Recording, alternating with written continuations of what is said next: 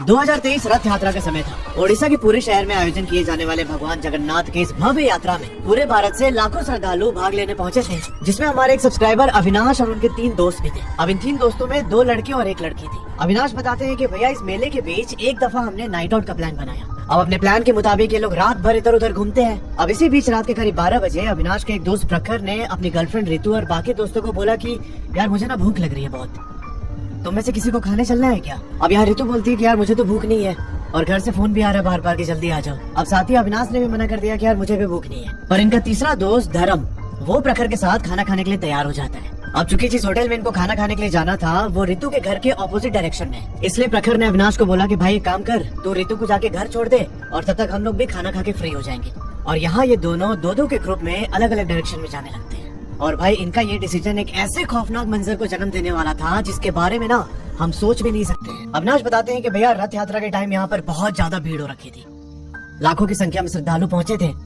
और जो जगन्नाथ जी की रथ यात्रा थी वो जगन्नाथ मंदिर से होके राधा मोहन मंदिर तक जाती है। अब यहाँ जो अविनाश और उनके दोस्त हैं ये लोग पूरे के ही लोकल लोग हैं, और यहाँ ओडिशा में रथ यात्रा में पार्टिसिपेट करने के लिए घर वाले भी रोक टोक नहीं करते। तो इनको एक और मौका मिल गया था कि यार इसी बहाने हम लोग अपना आसपास घूमेंगे फिरेंगे, मस्ती करेंगे। और इसी बीच ये लोग प्लान बनाते हैं कि भाई आज ना नाइट आउट किया जाए, मजा आएगा बहुत। अब यहाँ अविनाश लिखते हैं कि भैया मैं जो आपको आगे बताने जा रहा हूँ इस बात को 2 साल होने को आ रहा है, मैंने इसे अभी तक छुपा के रखा था।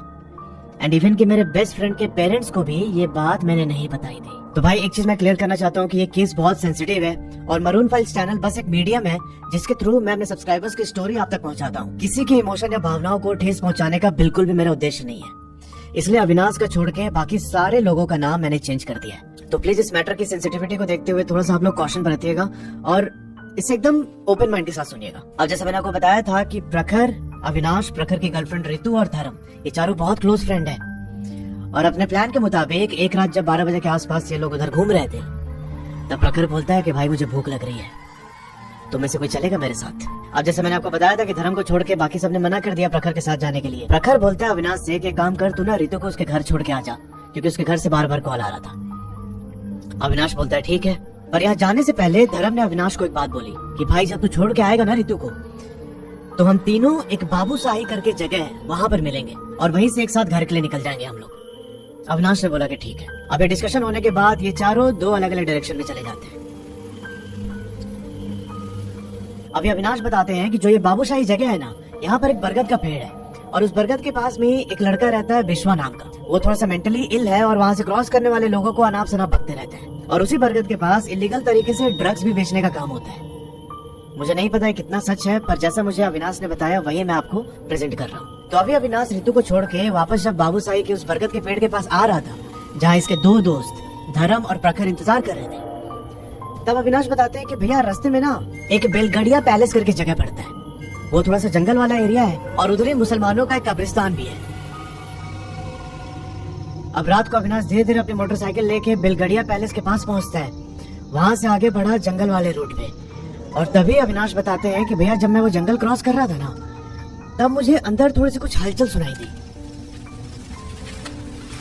अब रात के करीब 1:15 बज रहे थे। उस हलचल से अविनाश को थोड़ा सा डर तो लगा, पर फिर इसने अपने दिमाग को समझाया कि यार जंगल का एरिया है, हो सकता है कोई जानवर हो, छोड़ो उधर ध्यान नहीं देते, और ये अपनी मोटरसाइकिल चलाने लगता है। और यहाँ पे दिक्कत ये हो रही थी कि जो वो हलचल थी जंगल के अंदर ना वो लगातार तेज होती जा रही है। अविनाश चाह कर भी अपना ध्यान उससे हटा नहीं पा रहा था। और इसी बीच थोड़ा सा आगे चलने के बाद जहाँ इनके दोस्त खड़े थे बरगद के पेड़ के नीचे, उससे 2 किलोमीटर पहले इनकी मोटरसाइकिल बंद हो जाती है। अविनाश बताते हैं कि उस रोड पर मैं एकदम अकेला अपनी बंद मोटरसाइकिल के साथ खड़ा हूँ। आसपास का एटमॉस्फेयर भी एकदम ठंडा हो चुका था। अविनाश को इस समय बहुत ज्यादा डर लग रहा है। ये बताते हैं कि भैया उस टाइम पर मेरे दिमाग में कुछ भी घुस नहीं रहा था। मैं बस ये सोच रहा था कि मेरे दोस्त मेरा इंतजार कर रहे हैं और मुझे सबसे पहले अपनी मोटरसाइकिल ठीक करके कैसे भी उनके पास पहुंचना है, क्योंकि इसे बहुत अच्छे से पता था कि उस बरगद के पास का एटमॉस्फेयर बिल्कुल भी सही नहीं है। अब एक चीज समझना कि अविनाश ब्राह्मण फैमिली से बिलोंग करते हैं और इनका परिवार रेगुलर बेसिस पे चंडी पाठ करता है, तो इनको भी कुछ कुछ मंत्र पता था। तो ये अपनी कुल देवी और चंडी माता का नाम लेके मंत्र जपने लगते हैं। अब ऐसे नाम जप करते हुए अविनाश अपनी मोटरसाइकिल को ड्रैग करके उस रास्ते से आगे बढ़ रहे थे। ये कितना भी ट्राई कर रहे हैं, इनका मोटरसाइकिल स्टार्ट ही नहीं हो रहा है। यहाँ अविनाश सोचता है कि यार ऐसे तो बहुत लेट हो जाएगा, मैं प्रखर को एक बार फोन करके बोल देता हूँ। और इसने जैसे ही मोबाइल निकाला प्रखर को कॉल करने के लिए, उधर से इसके फोन पर धर्म का कॉल आ जाता है। उधर से धर्म बोलता है कि भाई अभी ना मुझे कुछ काम आ गया है, मेरे घर वाले अर्जेंटली बुला रहे हैं, तो मैं ना घर के लिए निकल गया हूँ। प्रखर वही बरगद के पेड़ के पास खड़े है, तो उसे पिक करके घर लेके आ जा। भाई साहब ये बात सुन के अविनाश और ज्यादा पैनिक करने लगता है। अब इससे पहले कि धर्म को पूरी बात बताता कि मेरी बाइक खराब हो चुकी है, धर्म ने उधर से कॉल काट दिया। उसके बाद अविनाश बताते हैं कि मैंने कितने बार धर्म को कॉल किया पर उसका कॉल लगा ही नहीं। उसके बाद अविनाश बताते हैं कि भैया फिर पता नहीं क्या हुआ, मैंने दोबारा कॉल करने के लिए मोबाइल देखा तो जो नेटवर्क का वो सिग्नल होता है ना, वही पूरा गायब था। मुझे समझ नहीं आ रहा था कि मैं क्या करूं। मैं बाइक को वैसे ही ड्राइव करते हुए प्रखर की ओर बढ़ने लगा, जो बरगद के पेड़ के नीचे मेरा इंतजार कर रहा है। अब करीब 1 किलोमीटर बाइक को ड्राइव करने के बाद अविनाश थक चुका था। ये भाई रोड के साइड पर खड़ा होता है थोड़ा आराम करने के लिए, क्योंकि इसकी सांसें भी फूल रही थी। और इसी बीच अविनाश देखता है कि रोड के ऑपोजिट साइड पर थोड़ा सा आगे की तरफ एक बेंच पड़ा हुआ है। उस बेंच के साइड में एक स्ट्रीट लाइट है जो ना थोड़ी फ्लक्चुएट कर रही थी। अभी अविनाश एक नजर उस बेंच की तरफ देखता है, फिर अपना फोन निकाल के चेक करने लगता है कि यार कहीं नेटवर्क आ गया होगा तो मैं प्रखर को कॉल कर लेता हूँ। पर भाई साहब कोई नेटवर्क नहीं था। इसकी नजर दोबारा उस बेंच पर पड़ती है और ये देखता है ना, ये एक सफेद साड़ी पहनी हुई लड़की वहीं बेंच पर बैठी हुई है चुपचाप। और 2-3 सेकंड के बाद ही वो बेंच से उठती है और उठ के उसी डायरेक्शन में जाने लगती है जिधर बरगद का पेड़ था। अब ये सब देख के अविनाश बहुत घबरा गया था। ये अपनी बाइक को वहां से ड्रैग करते हुए प्रखर की तरफ बढ़ने लगा, क्योंकि इसके दिमाग में यही था कि प्रखर को भाई इस हालत में मैं नहीं छोड़ सकता वहां अकेले, वरना इसके पास एक ऑप्शन ये भी था कि भाई वहां से डायरेक्ट बाइक छोड़ के सीधा अपने घर की तरफ भाग जाओ अपोजिट डायरेक्शन में। पर यहाँ अविनाश दोस्ती निभाते हुए अपनी बाइक लेके प्रखर की ओर जाने लगा। फिर ना एक अजीब सी चीज होती है। ये जैसे उस बेंच के पास पहुंचा ना, इसकी नजर उस बेंच के शैडो पे पड़ती है जो कि लाइट के कारण फॉर्म हो रही थी। पर फिर इसने खुद को नोटिस किया कि भाई इसकी मोटरसाइकिल और इसकी खुद की तो परछाई बनी नहीं रही है वहां पे। ये कैसे पॉसिबल है? अभी जो व्हाइट साड़ी में लड़की थी वो इससे कोई 100 मीटर की दूरी पर चले जा रही है सीधे सीधे।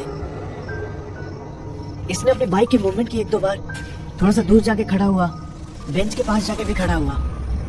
पर भाई उस पोजीशन में बेंच की शैडो बन रही थी, पर इसकी इसके मोटरसाइकिल की नहीं। अब जैसे अविनाश को ये चीज हिट हुई, भाई वो अपनी बाइक वहीं पर छोड़ता है और सीधा पैदल भागने लगता है बरगद के पेड़ की तरफ। अब उस पेड़ के पास पहुंचने से पहले ही इसको बिश्वा मिलता है। मैंने बताया था ना कि बिश्वा थोड़ा सा मेंटली डिस्टर्ब है और वहां से क्रॉस करने वाले लोगों का नाम सुना बोलता है। तो उसने अविनाश को रोका कि भाई इतनी रात को उधर कहाँ जा रहे हो? अविनाश बोलता है कि मेरा दोस्त खड़ा है, उसको लेने जा रहे हूँ। फिर बिश्वा बोलता है कि सुनो इस समय मत जाओ उधर जाना ठीक नहीं रहेगा। एक काम करो, कुछ अगर नहीं समझ में आ रहा है तो मंदिर में रुक जाओ, पर उधर की तरफ मत जाओ अभी तुम। अब यहाँ अविनाश को लगा कि साला ये नशेड़ी अभी भी नशे में ही है और ऐसे अनाप शनाप बोल रहा है। अभी विश्वा की बात को इग्नोर करके अविनाश जब उस बरगद के पेड़ के पास पहुंचा ना, तो भाई इसने थोड़ी दूर से ही देखा कि प्रखर उस बरगद के पेड़ के साइड में ऐसे सर नीचे करके खड़ा है। इसके अंदर थोड़ी ये फीलिंग आई कि यार चलो मेरा दोस्त अभी सेफ है, मतलब कोई दिक्कत नहीं है। पर इसे थोड़ा थोड़ा डर भी लग रहा था। जब इसकी तरफ भाग के आ रहा था तो रास्ते में कहीं भी उसे वो औरत दिखाई नहीं दी। ये खुद को संभालते हुए प्रखर के पास पहुंचता है और ऐसे ही बोलते हुए उसकी तरफ बढ़ रहा था कि ओए प्रखर, चल भाई घर चलते हैं, मेरी बाइक उधर ही रास्ते में खराब हो गई इसलिए मैं टाइम पे नहीं आ पाया। और ये जैसे ही प्रखर को जाके ऐसे हिलाता है, प्रखर ने अपना सर ऊपर किया और भाई ये देखता है कि प्रखर की आंखें थोड़ी थोड़ी लाल हो रखी है, पर इतनी भी ज्यादा लाल नहीं थी कि अविनाश को कुछ डर लगे या फिर कोई शक करे। यहाँ प्रखर बोलता है कि नहीं, हम दूसरे रास्ते से जाएंगे और जो तेरी बाइक है तो कल आके ले जाना। अविनाश बताते हैं कि यहाँ पर प्रखर की जो टोन है ना, वो थोड़ी सॉफ्ट हो रखी थी, मतलब थोड़ी फीमेल टाइप की टोन आ रही थी उसकी आवाज से। अब ऑलरेडी सिचुएशन इतना ज्यादा टेंस था कि अविनाश ने इस चीज को इग्नोर कर दिया।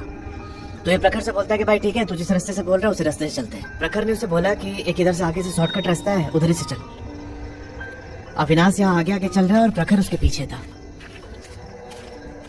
और अविनाश बताते हैं कि थोड़े टाइम के बाद ही मैंने नोटिस किया कि प्रखर घर से दूर एक मधुबन वाला रास्ता है उधर से लेके जा रहा है, और ये तो लंबा रूट है। पर मैंने प्रखर को कुछ बोला नहीं, क्योंकि मैं नहीं चाहता था कि उस टाइम पर सिचुएशन खराब हो और प्रखर मुझसे गुस्सा होके अकेले जाने लगे। तो मैं चुपचाप आगे आगे चल रहा था और थोड़े टाइम के बाद ही मैंने नोटिस किया कि भाई प्रखर के ना चलने की आवाज नहीं आ रही है, जैसे पैर का मूवमेंट होता है रोड पे तो थोड़ी बहुत आवाज आती है ना, बट प्रखर के केस में एकदम साइलेंट था। और अविनाश ने यह भी नोटिस किया कि भाई प्रखर कुछ बोल भी नहीं रहा है। इसने एक दो बार प्रखर से पूछा कि भाई तुम लोगों ने क्या खाया, मुझे भी अब भूख लग गई है, पर प्रखर का कोई जवाब नहीं था। अब यहाँ अविनाश को थोड़ी इरिटेशन हो रही थी। उसने बोला कि भाई क्या हो गया तुझे, तो कुछ बोल क्यों नहीं रहा है। तब पीछे से प्रखर एक अलग ही आवाज से बोलता है कि ये तुम्हारा दोस्त नहीं है, और ऐसा बोल के एकदम जोर जोर से हंसने लगा। अब यहाँ अचानक अविनाश के शरीर में एकदम से सिरन दौड़ गई। अब यहाँ इसने खुद को थोड़ा सा कंट्रोल किया। अब इसे लग तो रहा था कि भाई कुछ गड़बड़ है, पर ये ना ऐसे प्रिटेंड कर रहा था जैसे सब कुछ एकदम नॉर्मल हो। और ये प्रखर को ऐसे गाली देते हुए बोलता है कि डैश डैश डैश, क्या तमाशा कर रहा है, चल चुपचाप। अब ये सुनने के बाद प्रखर एकदम गुस्से में चिल्लाने लगा अविनाश के ऊपर, और चिल्लाते हुए वहां से मधुबन रोड का जो शमशान था उसकी ओर भागने लगा। अविनाश बताते हैं कि मैं भी प्रखर के पीछे भागा, पर मैं ना थोड़ा डिस्टेंस मेंटेन कर रहा था क्योंकि मुझे समझ में आ गया था कि कुछ गड़बड़ है, और मुझे डर भी लग रहा था बहुत ज्यादा। पर यहाँ अविनाश कोशिश कर रहे थे कि प्रखर इनके नजर से दूर ना हो। ये एक डिस्टेंस मेंटेन करके उसको फॉलो करते हुए जा रहा था पीछे पीछे। और कुछ ही टाइम के बाद अविनाश एकदम फ्रीज होके खड़ा हो जाता है, क्योंकि सामने प्रखर भी रुक चुका था, और ये वहां खड़े होके उसी सफेद साड़ी वाली औरत से बात कर रहा है। अब अविनाश ने सोचा कि भाई यहां से मुझे भाग जाना चाहिए, क्योंकि सीन बहुत ज्यादा खराब हो रहा है और मैं ज्यादा पड़ा इस चीज में ना, तो ये दोनों मेरे साथ कुछ भी कर सकते हैं। और करीब 1-2 मिनट भागने के बाद इसकी सांस फूलने लगी और ये वहीं रोड पर खड़ा हो गया। और इसने देखा कि भाई इसके ठीक सामने प्रखर खड़ा है।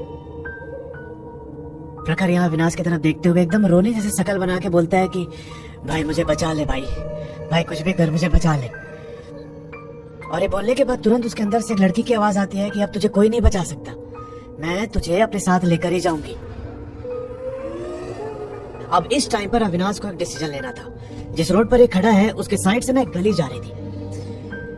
अब भाई इसने सोचा कि पीछे तो मैं जा नहीं सकता, आगे मेरे प्रखर खड़ा है, तो ये सीधा उस गली में घुस जाता है।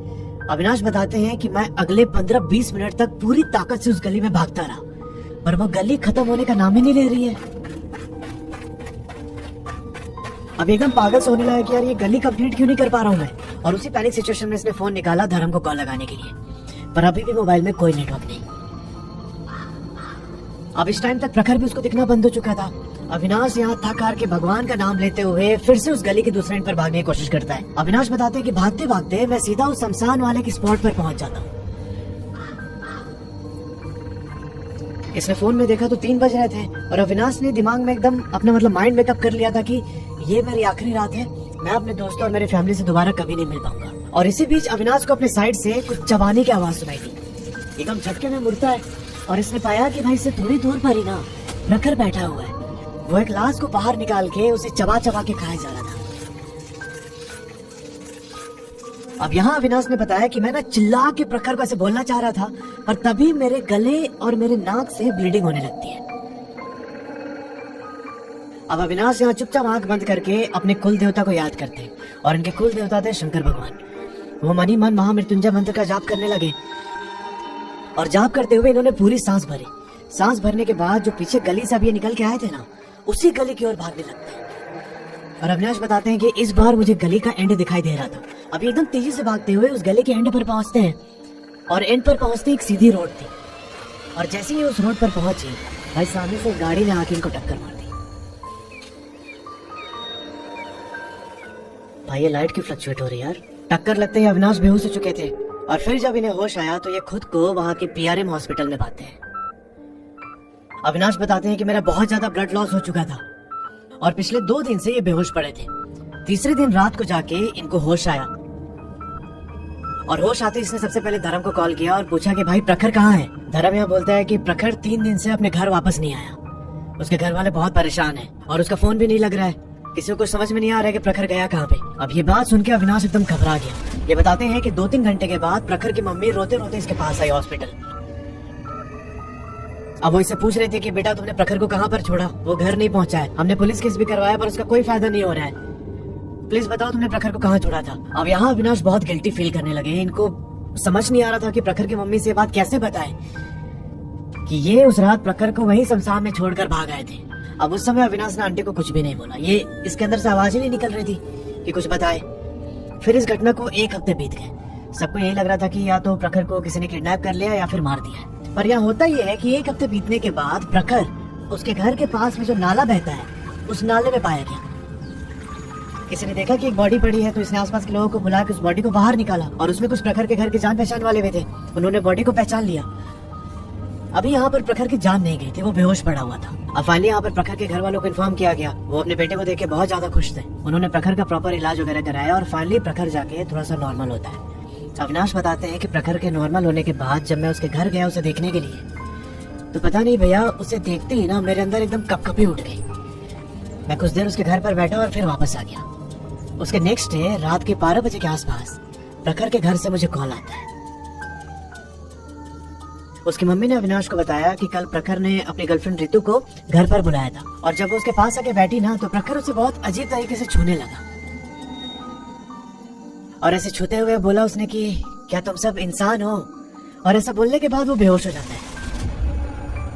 फिर उसकी मम्मी बताती हैं कि उसके बाद रात के 12 बजे के आसपास उसको होश आया और होश आने के बाद वो अपने हाथ में एक चाकू लेके सबकी तरफ दौड़ रहा था मारने के लिए, और जब उसे कोई नहीं मिला तो वो अपना ही हाथ काटने लगा। हम लोग इसे लेके बहुत परेशान है, समझ में नहीं आ रहा क्या करें। और आज रात को फिर से वही चीज हुआ है, इसलिए मैं तुम्हें फोन करके बता रही हूँ। अब ये सब सुनकर अविनाश घबरा गया एकदम। इसने फोन काट के स्विच ऑफ कर लिया। अब अगले 2 दिन में बात बहुत ज्यादा बढ़ गई। प्रखर बहुत वायलेंट हो चुका था। इसके पापा ने किसी कॉन्टैक्ट के थ्रू एक तांत्रिक को घर पर बुलवाया। उस तांत्रिक ने प्रखर को देखकर बताया कि इसके अंदर एक ब्रह्म राक्षस ने अपना घर बना लिया है और इससे मुक्ति पाने के लिए प्रखर को अपने किसी बहुत ही पसंदीदा चीज की बलि देनी होगी। अब यहाँ पर प्रखर के घर वालों ने उस तांत्रिक के साथ मिलके एक बहुत ही घिनौनी चाल चली। इन्होंने इसकी गर्लफ्रेंड रितु को कॉल किया। कॉल करके बोला कि बेटा यहाँ पर तांत्रिक आए हैं प्रखर को ठीक करने के लिए, पर वो बोल रहे हैं कि पूजा में प्रखर के साथ साथ उसके सबसे पसंदीदा चीज को भी बैठना पड़ेगा। प्रखर ने तुम्हारा नाम लिया है तो तुम आ जाओ बेटा, बस थोड़ी देर बैठ जाना पूजा में, वो ठीक हो जाएगा। रितु बोलती है कि ठीक है भाई, अगर मेरे पूजा में बैठने से प्रखर ठीक हो जाता है तो इससे अच्छी बात और क्या हो सकती है। रितु ने बोला कि ठीक है मैं आ रही हूँ। अब वहाँ जाने से पहले रितु ने अविनाश को कॉल किया कि भाई प्रखर के घर वालों ने मुझे ऐसे बुलाया है। अविनाश फिर धर्म को कॉल करता है कि भाई तू प्रखर के घर पर पहुंच, मैं रितु को लेके वहाँ पर आ रहा हूँ, ऐसा ऐसा कुछ पूजा होने वाला है। ये लोग वहाँ पहुँचते हैं। उस तांत्रिक ने एक बड़ा सा सर्कल बनाया था, सर्कल के अंदर रितु को बैठाया और बैठाने के बाद पूजा स्टार्ट कर दी। अब पूजा स्टार्ट होने के थोड़ी देर के बाद ही रितु बेहोश होकर उस सर्कल के अंदर ही गिर जाती है। इस समय रितु की सांसें बंद हो चुकी थी। अब ये देख के अविनाश को एकदम ट्रॉमा होने लगा। ये भाई वहां से उठ के सीधा अपने घर भाग जाता है। पर जो धर्म लड़का था उसने डिसाइड किया कि मैं पूरा लास्ट तक ये सब क्रिया देखूंगा। अब आगे कहानी धर्म बताते हैं अविनाश को। बताते हैं कि जब तांत्रिक ने क्रिया करके यज्ञ करना स्टार्ट किया तो उस यज्ञ से रितु की आत्मा बाहर निकली और वो एकदम गुस्से में सबको मारने की धमकी देने लगी। पर उस तांत्रिक ने अपनी सिद्धि द्वारा रितु की आत्मा को भी प्रखर के अंदर डाल दिया और ऐसा होते ही अगले 2-3 घंटे तक प्रखर एकदम तड़पता रहा और फाइनली कुछ देर तड़पने के बाद प्रखर बेहोश हो जाता है। अब जो तांत्रिक था उसने अपनी क्रिया खत्म की और उसके बाद से कभी भी वो दिखाई नहीं दिया। उसके अगले कुछ दिनों के बाद से चीजें थोड़ी थोड़ी नॉर्मल होनी स्टार्ट हुई और फिर आता है 12 सितंबर का दिन। उस दिन जब प्रखर सो के उठा तो उसकी ना तबीयत थोड़ी थोड़ी डाउन हो रही थी। अब शाम के टाइम इसने धर्म और अविनाश को कॉन्फ्रेंस कॉल पे लिया। ये कॉल करके इनसे बोलता है कि भाई सुनना, रिया और वो ब्रह्म राक्षस जो है ना वो सबको मार देंगे, ये किसी को नहीं छोड़ने वाले। तुम लोग यहाँ पर मत आना गलती से भी, नहीं तो तुम लोग भी मारे जाओगे। और ऐसा बोलने के बाद फोन पे ही प्रखर बहुत अजीब तरीके से हंसने लगा। उसके हंसने में 3-4 लोगों की आवाज थी। भाई यहाँ पर धर्म कॉल काटता है और सीधे मोटरसाइकिल लेके प्रखर के घर पर पहुंचता है और जैसे ही वहां पहुंचा इसने देखा कि भाई प्रखर 3rd फ्लोर पर खड़ा है और वहां से वो नीचे धर्म को देख रहा था और देखते देखते ना उसने ऊपर से अचानक छलांग लगा दी। प्रखर वहां नीचे गिरा और वहीं पर उसकी स्पॉट डेथ हो जाती है। अब उसी दिन प्रखर के घर का जो बाथरूम था उसके बाथरूम के अंदर से प्रखर की बहन की चिल्लाने की आवाज सुनाई थी और जब इसके पेरेंट्स वहां देखने पहुंचे तो पाया कि भाई उसकी बहन भी मर चुकी है। तब जाके प्रखर के पापा ने एक बहुत सिद्ध पंडित को बुलाया। उन्होंने बहुत देर तक पूजा की वहां पे और फिर वो बताते हैं कि जो वो तांत्रिक है वो जब ऐसे प्रखर को काबू में करने की कोशिश कर रहा था ना, तब उससे जो ब्रह्म राक्षस प्रखर के शरीर के अंदर था वो बहुत चिढ़ गया, वो तांत्रिक पर हावी हो रहा था और यहाँ उस तांत्रिक को ये पता चल गया था कि ये ब्रह्म राक्षस इसे भी मार देगा। तब उस तांत्रिक ने ब्रह्म राक्षस से एक सौदा किया। ब्रह्म राक्षस बोलता है कि अगर तू मुझे खून ला के देगा तो मैं तेरी जान बख्श दूंगा। और इसी चक्कर में तांत्रिक ने रिया को बुला के उसकी बलि दी। अब ये सब डिस्क्लोज होने के बाद उस बाबा ने उसी शमशान घाट में जाकर अगले 15 दिनों तक यज्ञ किया। इस बीच बहुत सारे पैरानॉर्मल इंसिडेंट हुए, बहुत लोगों की चीखने चिल्लाने की आवाज सुनाई दी, सब मरे हुए लोग वहाँ पर चलते फिरते दिखाई देने लगे। इस बीच बाबा को अपना यज्ञ 15-16 दिन और एक्सटेंड करना पड़ा। पूरे 1 महीने तक उधर यज्ञ चलता रहा और उसके बाद फिर बाबा ने यज्ञ समापन किया। उन्होंने प्रखर की फैमिली को बोला कि अब आपके ऊपर ऐसा कोई खतरा नहीं है, उस लड़के की आत्मा और वो ब्रह्म राक्षस आपके परिवार का कुछ नहीं बिगाड़ेगा। पर यहाँ तो अब नुकसान हो चुका था। प्रखर के पेरेंट्स ने अपने 2 बच्चे खो दिए और अविनाश ने अपने 2 बहुत करीबी दोस्त। बहुत लोग कमेंट करते हैं ना कि भाई तुम्हारे स्टोरी में कोई मरता क्यों नहीं है, ऐसे नहीं होता।